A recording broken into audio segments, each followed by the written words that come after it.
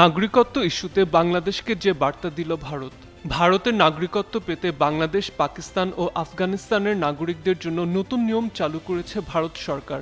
এখন থেকে আবেদনকারীদের নিজ দেশের পাসপোর্ট সংক্রান্ত বিস্তারিত তথ্য ও ঘোষণাপত্র জমা দিতে হবে। ভারতীয় সংবাদ মাধ্যম আনন্দবাজার পত্রিকার এক প্রতিবেদনে এ তথ্য জানানো হয়েছে। প্রতিবেদনে জানানো হয় ২০০৯ সালের নাগরিকত্ব বিধিমালায় সংশোধন এনে নতুন একটি অনুচ্ছেদ যুক্ত করেছে ভারতের কেন্দ্রীয় সরকার। এ বিষয়ে ইতোমধ্যে প্রজ্ঞাপন জারি করেছে ভারতের কেন্দ্রীয় স্বরাষ্ট্র মন্ত্রণালয়। নতুন বিধি অনুযায়ী ভারতীয় নাগরিকত্বের জন্য আবেদনকারী বাংলাদেশি, পাকিস্তানি ও আফগান নাগরিকদের জানাতে হবে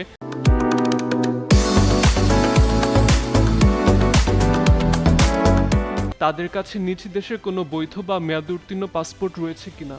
পাসপোর্ট বৈধ থাকলে তার নম্বর, ইস্যুর তারিখ এবং মেয়াদ সহ বিস্তারিত তথ্য আবেদনপত্রে উল্লেখ করতে হবে। এছাড়া আবেদনকারীকে লিখিত ঘোষণা দিতে হবে যে ভারতীয় নাগরিকত্ব পাওয়ার ১৫ দিনের মধ্যে সংশ্লিষ্ট পাসপোর্ট ডাক বিভাগের নির্ধারিত কর্মকর্তার কাছে জমা দেওয়া হবে।